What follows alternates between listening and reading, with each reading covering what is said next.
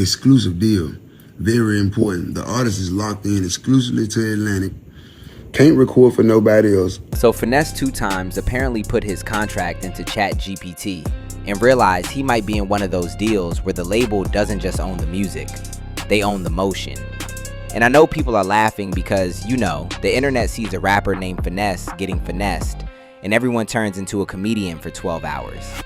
But if you actually look at what he's saying, this situation is way darker than a meme. Because this is what happens when young artists confuse loyalty with business. And bro, that mistake can cost you your entire life. From what's being reported, Finesse is saying he wants out of his mob ties situation. He's calling out J. Prince Jr., mob ties, and Atlantic. And he's basically saying, I trusted y'all, I moved off loyalty, and now I'm trapped. And that word trapped matters.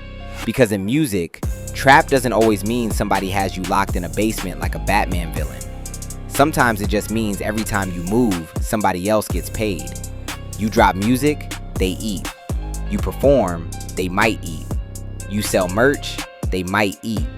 Your name, your likeness, your brand, your entire aura as a human being becomes this little revenue farm for people who were standing next to you when you were hot. And this is the part that kills me. A lot of artists don't realize the advance is not a gift. The jet is not a gift. The jewelry is not a gift. The nice hotel, the videos, the marketing, the rollout, all that shiny stuff can turn into a receipt later. It's like going to the club and somebody says, don't worry bro, I got the table. Then 6 months later, you find out the table was in your name, with interest, and they also own your Instagram handle.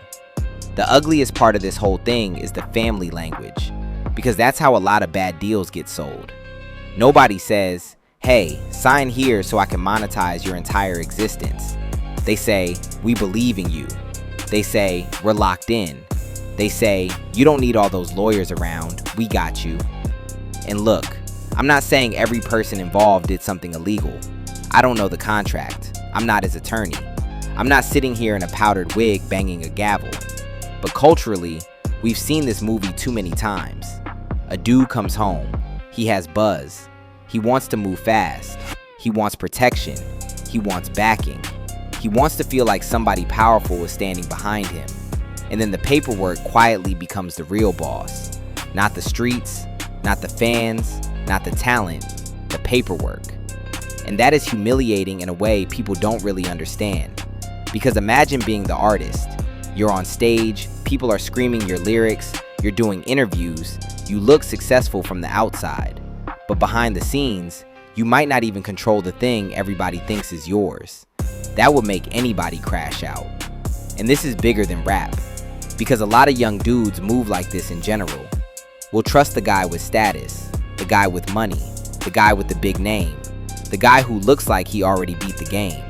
And sometimes that guy is genuinely trying to help you, but sometimes you are just the next asset. That's the lesson here. Stop getting hypnotized by proximity to power. A cosign is cool, a chain is cool, a private jet picture is cool for Instagram.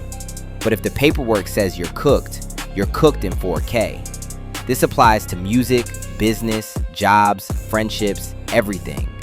You can't loyalty your way out of a bad contract. You can't aura your way out of recoupment.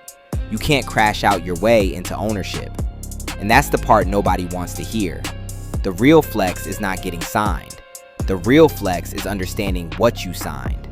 Because getting signed can just mean someone bought the rights to your future while you were emotional, broke, excited, or moving too fast.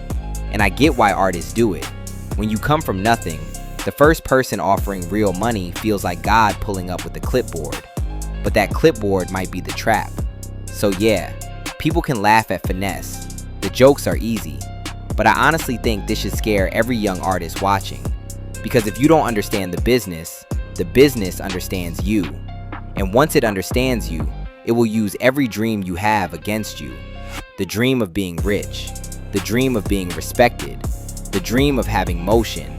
The dream of finally not being the broke dude anymore. That dream is powerful. But if you sign it away, it becomes somebody else's dream. And you're just the employee wearing the chain. So I hope Finesse figures it out. I really do. But more than that, I hope young artists stop treating lawyers like haters. A good lawyer is not there to kill the vibe. A good lawyer is there to stop the vibe from killing you. Because in this industry, the scariest thing is not getting ignored.